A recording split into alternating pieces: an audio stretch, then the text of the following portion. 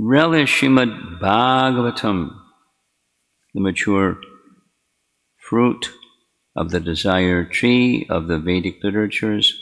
It emanated from the lips of Sri Shukadev Goswami. Therefore, this fruit has become even more tasteful, although its nectarian juice was already relishable for all, including liberated souls. Purport. In the previous two shlokas, it has been definitely proved that the Srimad Bhagavatam is the sublime literature which surpasses all other Vedic scriptures due to its transcendental qualities. It is transcendental to all mundane activities and mundane knowledge. In this shloka, it is stated that Srimad Bhagavatam is not only a superior literature, but it is the ripened fruit of all Vedic literatures. In other words, it is the cream of all Vedic knowledge. Considering all this, patient and submissive hearing is definitely essential. With great respect and attention, one should receive the message and lessons imparted by the Srimad Bhagavatam. I can't help it as I'm reading this, picturing Srila Prabhupada sitting in his little room there in Radha Damodar temple, preaching to the world, introducing them. What a vision. Phew. The Vedas are compared to the desire tree because they contain all things knowable by man.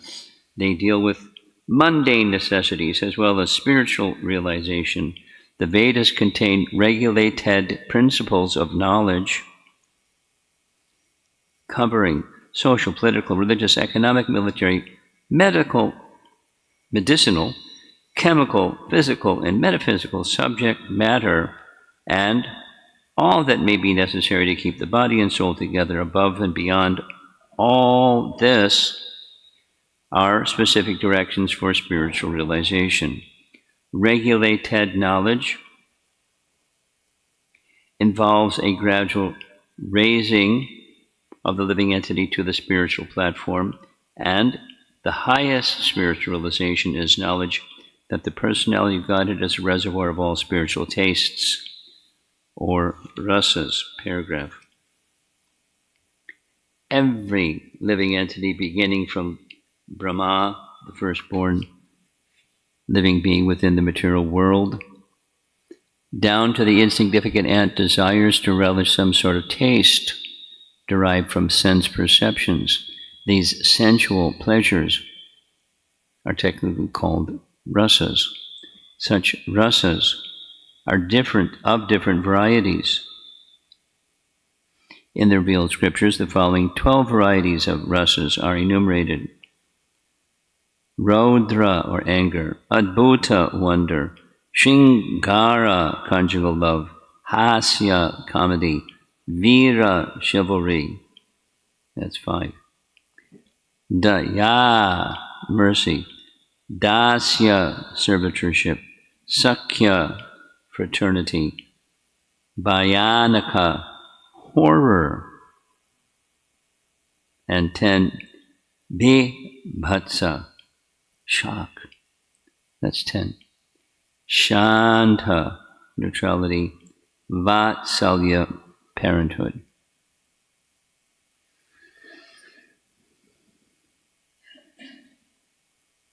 Twelve varieties of rasas.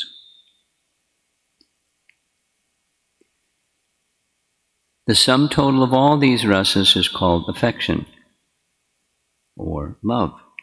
Primarily, such signs of love are manifested in adoration, service, friendship, parental affection, and conjugal love. And when these 5 are absent,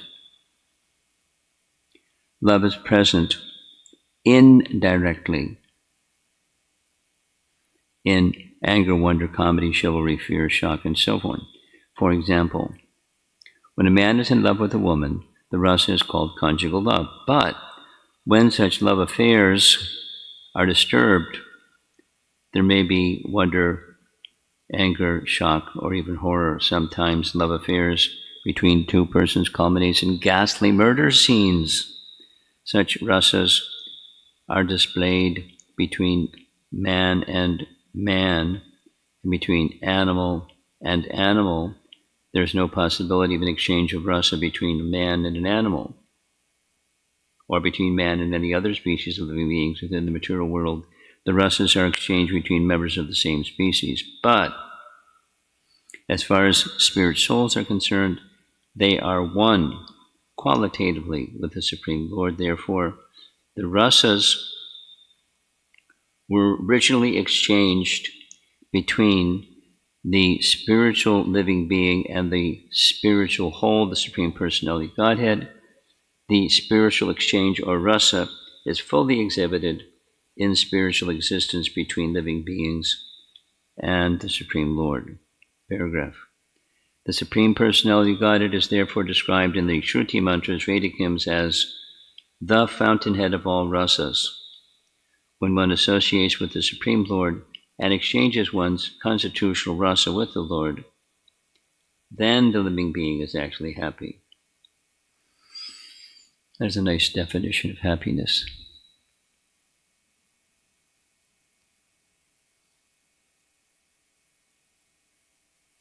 These Shruti mantras indicate that every living being has its constitutional position, which is endowed with a particular type of rasa to be exchanged with the Personality of Godhead. In the liberated condition, only this primary rasa is experienced in full. In the material existence, the rasa is experienced in the perverted form, which is temporary.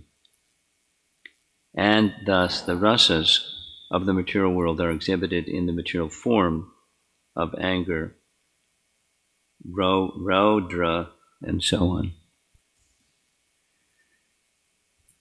2 more paragraphs and we'll end.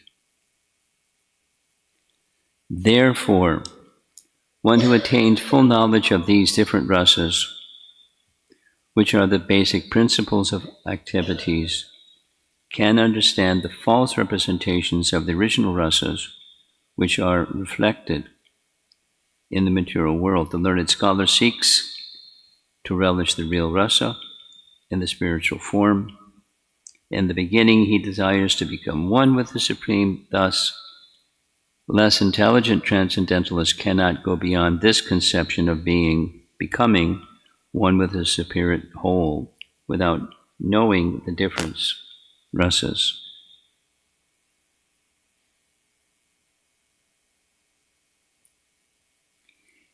In this sloka, it is definitely stated that spiritual rasa, which is relished even in the liberated stage, can be experienced in the literature of Srimad Bhagavatam due to its being the ripened fruit of all Vedic knowledge. By submissively hearing this transcendental literature, one can attain the full pleasure of his heart's desire, but one must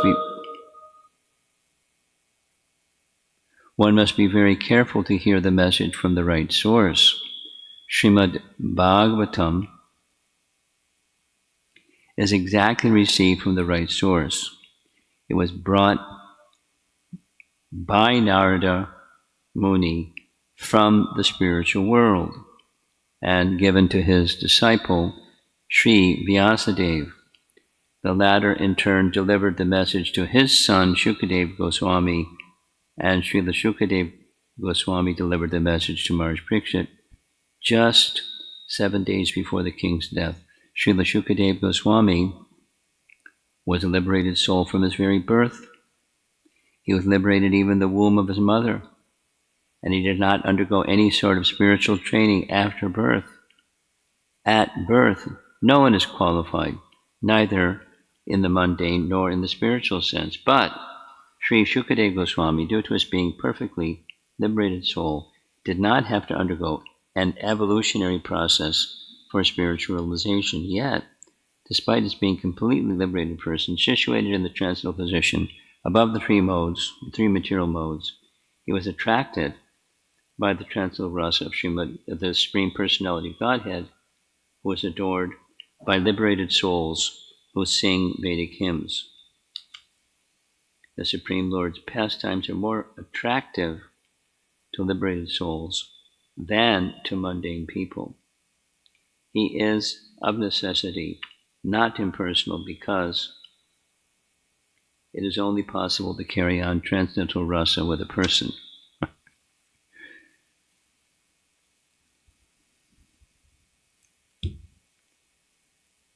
Etc.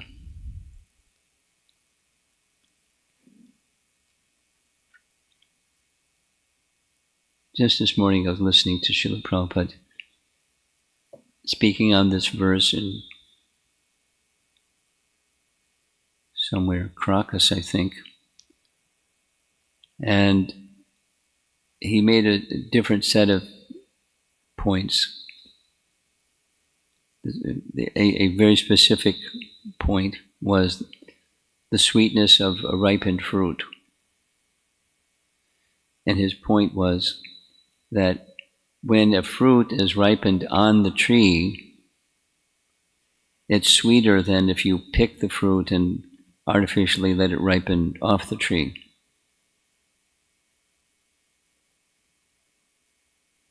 So grow your own fruits and wait till they're ripe on the tree, and then, they advertise fresh fruit, but who knows? So it's the sweetness is part of the maturing of the fruit, and taken directly from the ripened fruit from the tree, it's the sweetest possible of all the fruits that come from the tree that are not yet fully ripened on the tree.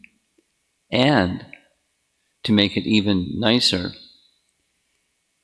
Shukadeva Goswami narrated it in explanation. I've heard this many times besides this morning.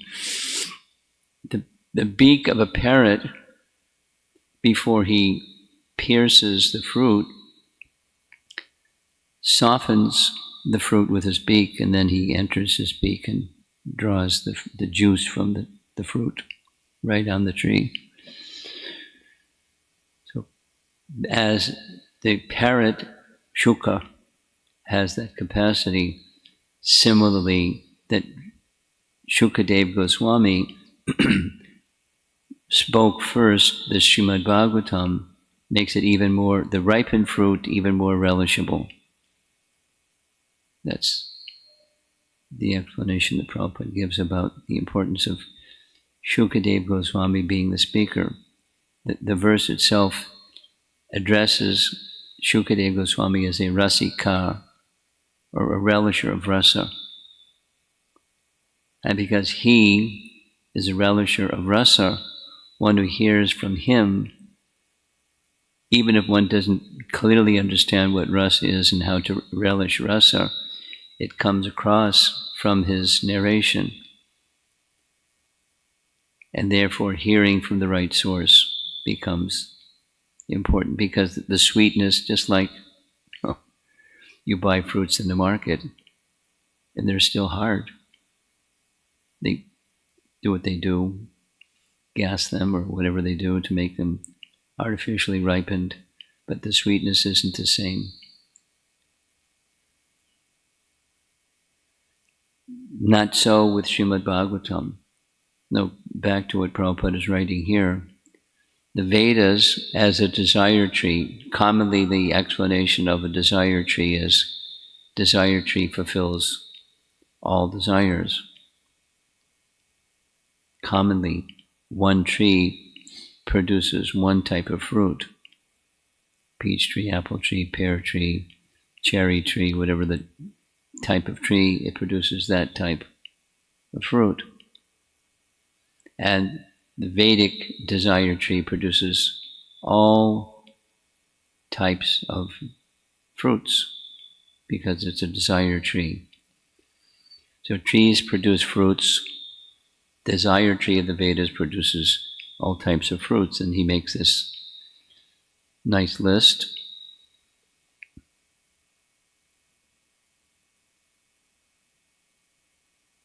It's a detail, but here's a detail. The Vedas means specifically the breathing of Lord Narayana. So that which comes directly from the Supreme Personality of Godhead, Narayana. Not even that specifically, not even that he spoke it, he just breathed it. And then those that had the capacity, like Lord Brahma, to receive that breathing, then he manifested the Vedas from his mouths, Lord Brahma. The 4 Vedas from his 4 mouths, it's said, but actually the original Veda was one. And so it's a detail. But Jiva Goswami assesses carefully. There are literatures that are considered to be Vedic that are not directly the breathing of Lord Narayana. And he takes as an example, this is from Tattva Sandarbha, or Sarva Sambhadani, his introduction to Tattva Sandarbha, that literatures such as medical literatures,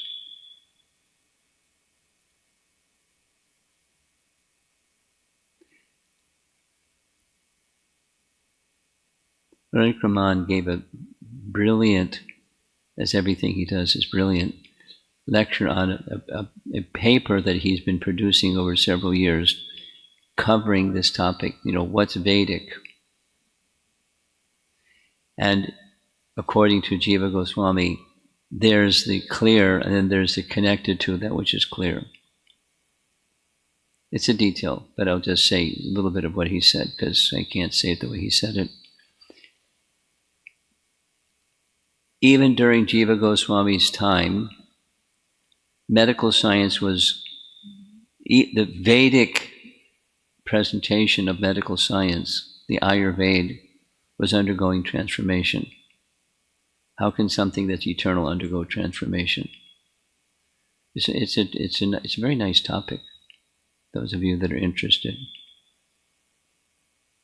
Did I forward that to you? So you can forward that to others so they can, it's very interesting. Why I'm going into this is the Vedas covers all these different topics. So Prabhupada didn't do what Radhika Raman is doing in this paper he's planning to publish. But in Jiva Goswami's explanation, just keeping it simple, Ayurveda is Veda. But there's a detail about Ayurveda being Vedic that may be interesting for some people to understand because it involves a principle. What's Vedic?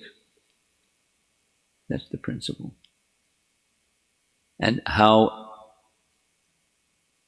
to understand, this nice fancy word, hermeneutics, how to properly understand the text of the Vedas. We're fallible beings. One of the premises, that's why we need the Vedas, because the Vedas are infallible.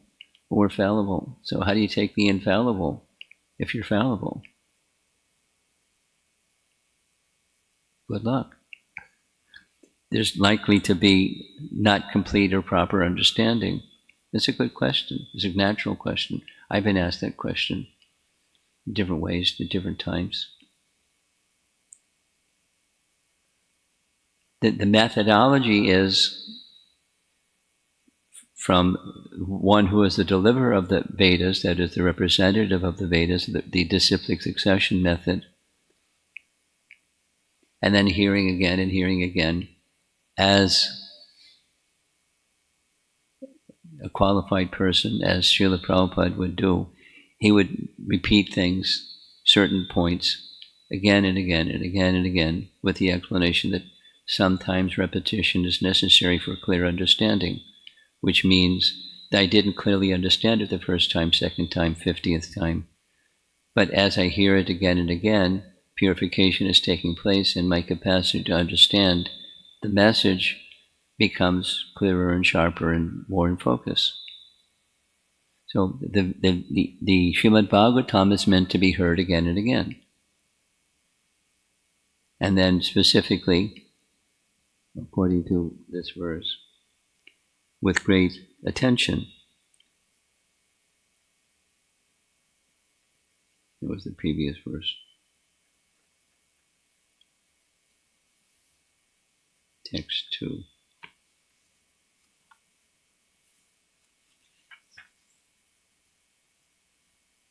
Yeah.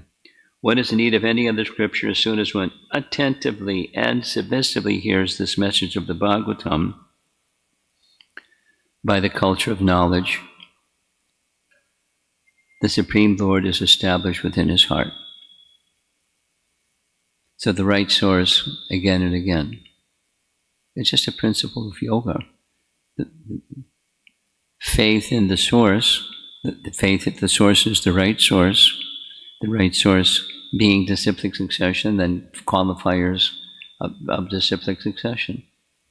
Qualifiers means people that actually have realized the subject matter and live accordingly, speak and live accordingly. That's the right source. And that's an exhibition of the disciplic succession in its mature stage. So that is the capacity or the potential, the potency of hearing Srimad Bhagavatam. And the part of the purport that we read, for whatever the reason, Srila Prabhupada is emphasizing the rasa aspect because it's an essential part of the Srimad Bhagavatam. Shukadeva Goswami is a rasika devotee. The Bhagavatam is rasa-filled or rasika type of literature. Besides, it has knowledge, it has rasa, has abundant rasa, and the hearing of it, one may not be such a qualified devotee. However, just by hearing it, that was pretty cool. How did she do that? Oh, just went around. Okay. The hearing of the Srimad Bhagavatam seriously and regularly from the right source has an impact, a spiritual effect. Besides, one can, in addition to, one can understand correctly the potential of understanding correctly many, many different subject matters. The taste, the flavor, the presence of the personality of Godhead throughout all of these descriptions is something that one can experience.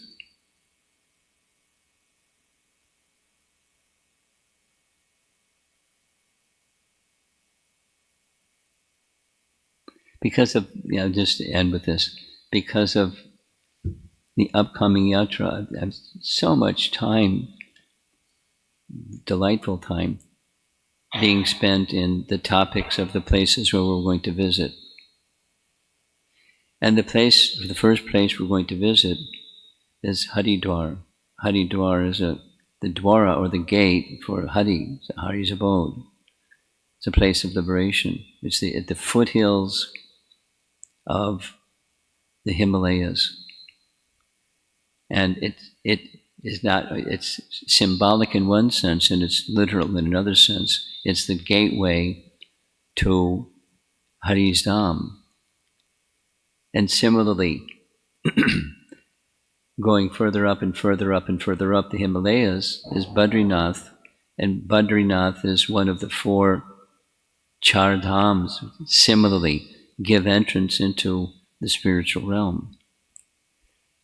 Yet, the personalities who frequented these places and their wonderful pastimes, etc., etc., etc., etc., much of it has to do with worldly stuff. Not everything, but much of it has to do with worldly. A poor person is giving up the worldly stuff. Like Ajamila, after he was rescued by the Vishnu Dutas, he went to Haridwar and underwent austerities for a long time. Or Dhritarashtra, at the prompting of his younger brother Vidura, he left for the North Country and engaged himself in such a way that he gave up his worldliness, but etc., etc., etc., etc. The place of the Saptarishis. Saptarishis are, they're appointed for each of the 14 manus. Each day of Brahma there's 14 manus, and there's a different set of Saptarishis. In manus, one of the important functions of Manu is establish laws of mankind. And then he needs some assistance to help oversee the upholding. And from the Brahminical, not Kshatriya position, he takes the help of the Saptarishis. Their function is to uphold Varnashram, or the duties of mankind. Then ultimately transcended, same as what's being presented in this purport. There's many, many, many subject matters in the Vedas, and the purpose of all those subject matters in the Vedas has its thread. The thread is the Supreme Personality of Godhead. And it may not be so evident because the topic may seem to be politics or something, or mystic powers or something.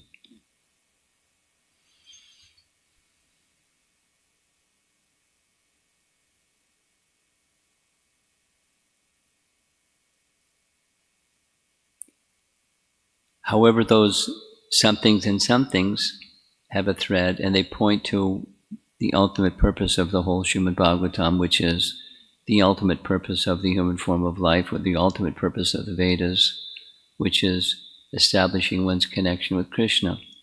It's really easy. Like, you don't even have to think about it. It's so easy to get lost in the forest of details and details and details, and this puzzle piece and that puzzle piece, and fit that puzzle piece together with that puzzle piece.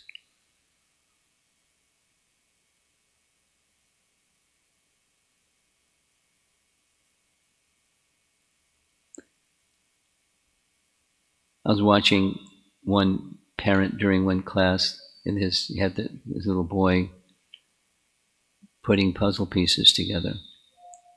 The little boy was absorbed in the puzzle pieces. How does this fit with that? Fit with the other thing? And it finally comes the big picture. And it's easy to get lost in the details of how puzzle pieces fit together. Like, the information that's provided in the Bhagavatam, it's overwhelming. The limit knows no limit. And then this detail, if it's not in the Bhagavatam, it's found somewhere else, and found somewhere else, and found somewhere else.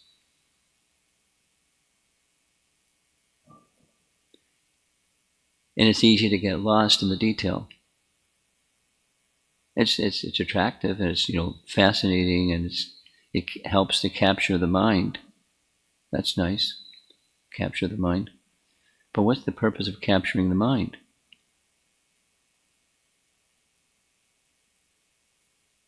I'll share a detail and then I'll end. In Haridwar, this is an example. In Haridwar, there is a place where Kapila Dev underwent austerities. Kapila Dev underwent austerities. Now, it's in the Bhagavatam. Kapila Dev's an incarnation of the personality of Godhead.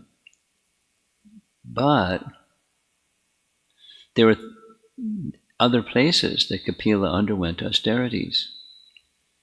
So I spent some time putting the puzzle pieces together. You know, the ultimate, there's details and details, but the purpose of the details is what? Not just so you figured out the puzzle, and now you got the puzzle figured out. But it's attraction to the personality of Godhead. All the 10 topics of the Bhagavatam have the summum bonum. And before the summum bonum is moksha.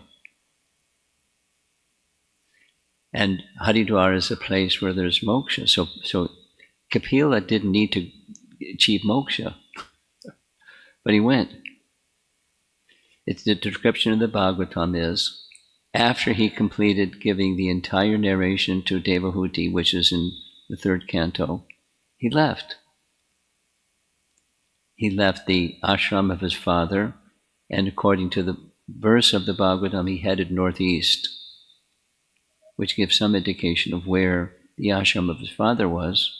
Doesn't specify, but he went to Haridwar and underwent austerities. He didn't need to undergo austerities, but he underwent austerities. And after some time, he left there. He went to Ganga's Sagara. He followed the path of the Ganges, because the Ganges flows down through the Himalayas, and he followed the path of the Ganges and went to where the Ganges meets the sea, which is Ganga Sagara. And he made some residence there for some time. Ganga provided him facility, according to the Bhagavatam, and he stayed there for some time, undergoing austerities. And then from there, he went to, it's a detail, but according to Brihat Bhagavatamrita, he went to Atala Loka. According to Vishnu Purana, he went to Patala Loka, which is the bottommost planet in the universe. And there he lives. And that's where the sons of Sagara found him and thought he had stolen the horse, and all of that happened. It's in Ramayana, it's in the Bhagavatam.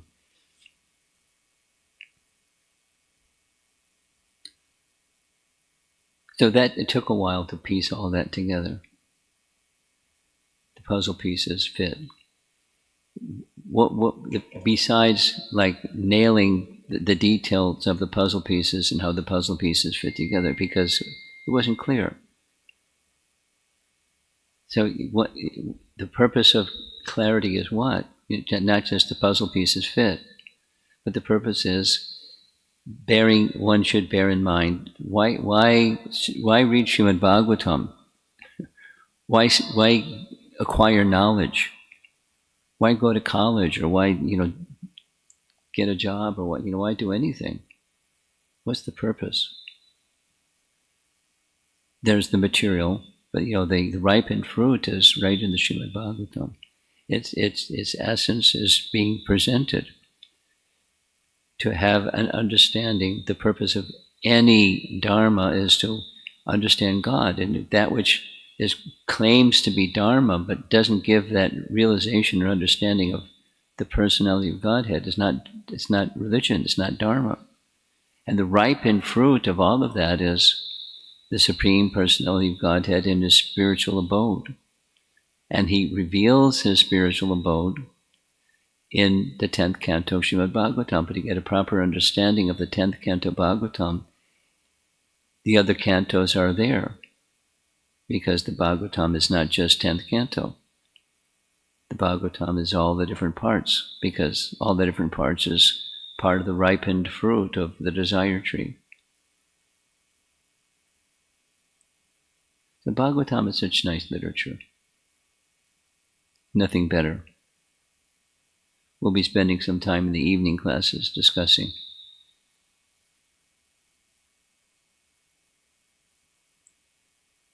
How important it is for us to receive, to hear, chant, and remember, and to give others the opportunity to hear, chant, and remember, because it's not just about our edification or elevation, it's pleasing Krishna, which is that all living entities should have the opportunity, at least, they can say no, but let them at least have the opportunity to say yes or no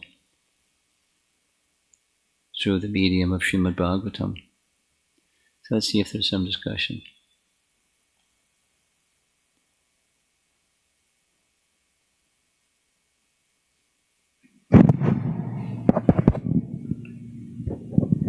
Hare Krishna Maharaj. So the purpose of study of Vedic literature or any spiritual, the purpose of the study of Vedic literature or any spiritual practice, as you said, is ultimately to develop love for Krishna. Yes. And you just mentioned that some of these people go to Haridwar or such places. May not be just exactly that. They do what? May not be. They are going there for various other reasons too. Yes. And yet, there is something sacred about the Himalayas. Whether it is Haridwar or beyond. Yeah, the Dhams have their transcendence. We talked a little bit about this yesterday. Yeah. I mean, it's not Vrindavan where Krishna performed his pastimes, but those personalities who go there, there is something, like Pandavas, they went there towards the end of their life. They did. You could go somewhere else, so. But still, it feels something different going up the Himalayas, just to the thought of it. We'll find out. I've never been there. So. No, I was just wondering, there has to be some, even if one may not, I mean, even the other personalities who may have different purpose, but the place has got something. It's yeah. So you're making a statement, and I agree with the statement. You're not asking a question, you're just making an observation and appreciation of such a holy Dham as these places. And that's one of the reasons why we go.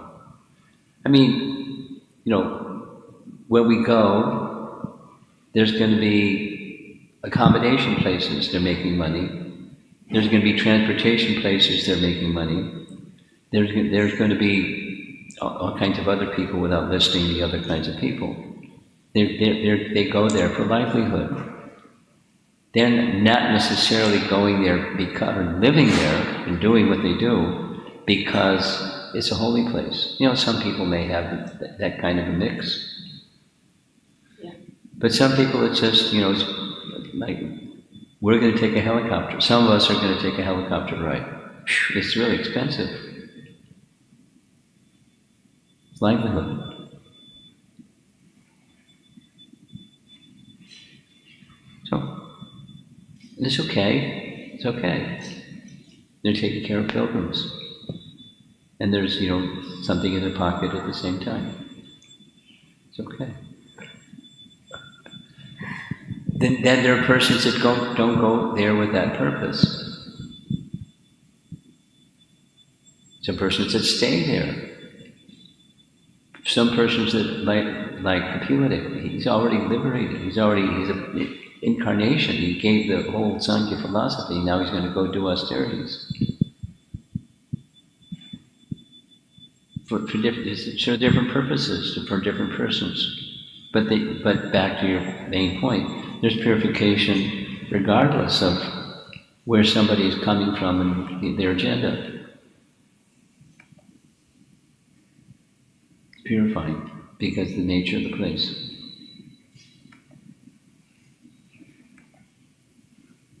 And that's to be appreciated. So someone else?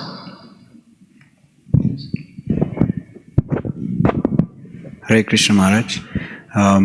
Maharaj, you mentioned that Kapila Dev, he was the incarnation of Supreme Lord and he didn't have to go through those austerities. Still he went through those austerities. So what is he trying to teach us through that, by doing that basically? Why does a liberated person, what to speak of a Supreme Person, do anything? Because they don't need to do anything. So they could do nothing. So if they do something, what's the purpose behind that something? You know. Yad Yadacharati Shresthas, teaching by example.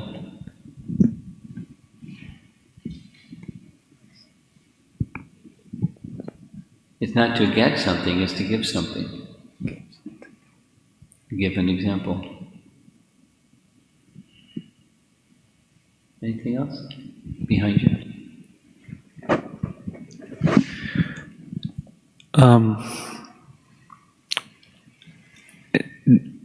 Just a lot of appreciation, Maharaj, for how at the very beginning of the Bhagavatam, at the outset, Srila Vyasadeva is training the reader, and Prabhupada's elaborate purport, so deep, so rich. Even from a mundane perspective, the psychological nuances presented in his purport are so enlightening. The appreciation is how Vyasadeva is teaching us to enter, and you elaborated very beautifully on when we are reading the Bhagavatam, what is meant to be received is the rasa, that's the main thing to get out of it, not to get more knowledge or any of that, which certainly comes, but it's the rasa is the essence of all of this. So just that lesson was powerful in today's class. As a comment, I'm actually currently studying the last chapter of the last canto right now, 12th, and I'm noticing how the first 3 verses Vyasadeva speaks. That's his words. And then he introduces Sutta Goswami coming to the assembly of Naimisharanya. And then he doesn't say anything as an independent speaker. It is all the conversation between Sutta Goswami and the sages of Naimisharanya, all the way till the end. It's just an observation. If you had any comment on that.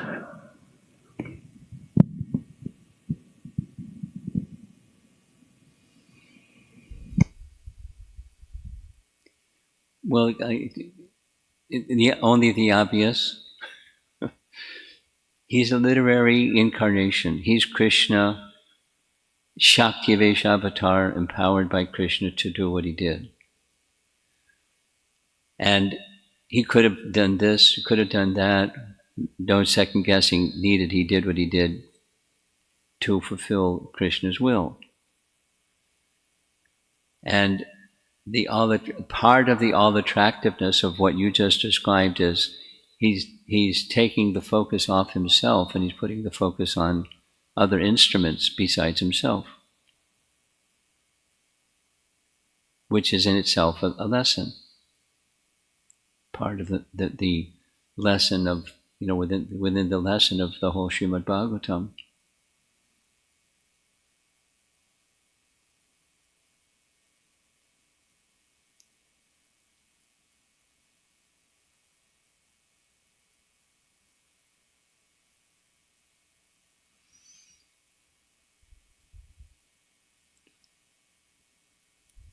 The presentation, following that statement, the presentation of Srimad Bhagavatam is for persons in this age of Kali.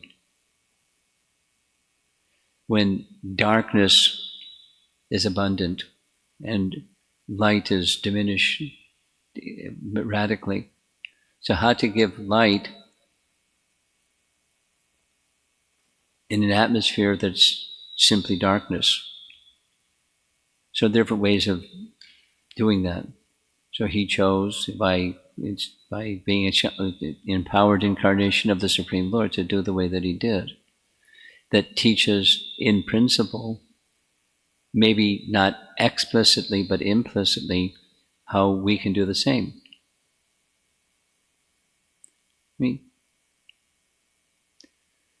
For example, this temple and many temples all over the ISKCON are very much absorbed this month, or this, after Janmashtami in particular.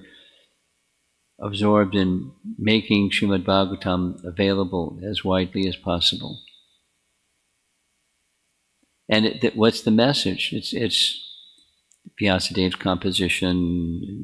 We're little instruments and just doing our part. But part of doing our part means we are also benefiting by remembering its message and speaking its message and reminding other people of its message and relishing this and relishing that. So the rasa aspect is being fulfilled by the very rendering of the book itself.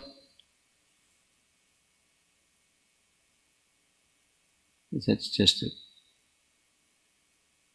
an embellishment on what you said. Last question, you're going to end? This is a reflection, Guru Maharaj.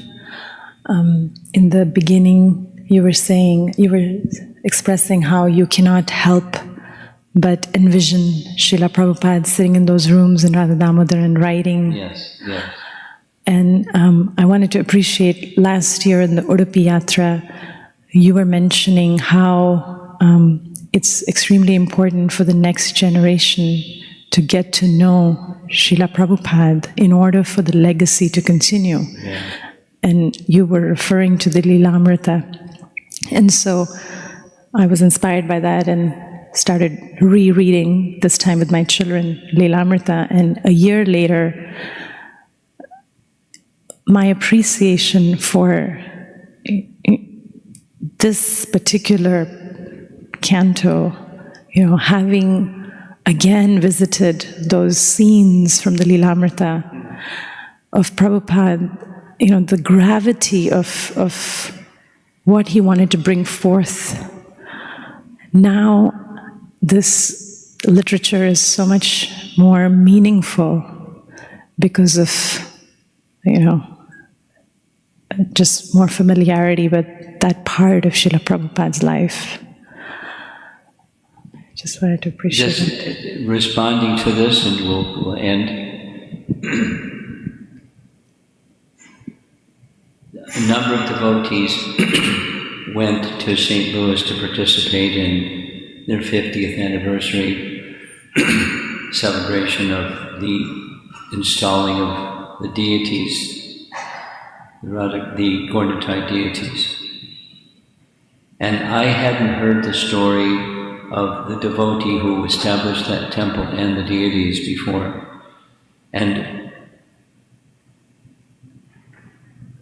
amazing, filled with adventure, filled with challenges, not being disturbed by the challenges, just dedicated to being the servant of Srila Prabhupada. It just reminded me, I'm just reflecting. We're in a position where we already have something like what Premananda was saying during Vyasa Puja, or what Anuttama's homage was saying during Vyasa Puja. We have abundance.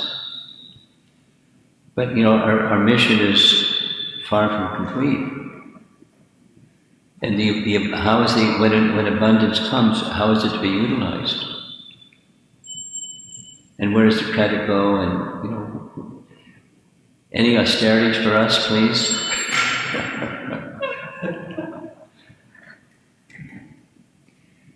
Just before leaving St. Louis, one couple came up and shared. They've been living in St. Louis for 17 years with the Knights Association, and now they have to leave because the company they work for has their headquarters in Louisiana, and they're not allowing people to work remotely anymore, so they have to move to Louisiana. There's no devotee association. And it was like the bell is ringing, every town and village.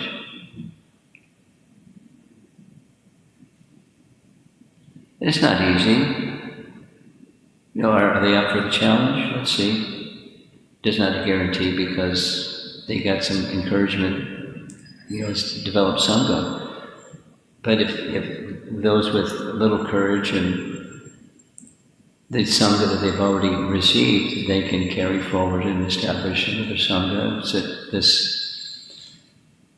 The ways of the propagation of the message of Srimad Bhagavatam and is the life of living Srimad Bhagavatam has different curious manifestations. We all have our part to play. Even today, here in Naperville, we don't have to go to Louisiana. There's lots of people that don't have, don't know, not interested, out to lunch, and so forth. Materially immersed in La La Land. And that's our, that audience is part of our audience. There's certainly pious people. And, some of those pious people, they move very quickly. Some people move very slowly. We have a work ahead of us, and don't rest on the laurels or the benefits that have been just handed to us. There are these Bhagavatams that just handed to us. How much work went into preparing, even, aside from Prabhupada's work, all the composers and artists and printers and this and that, and there it is in the box. But it's not over. So, Bhagavatam is wonderful. Srila Prabhupada ki jai.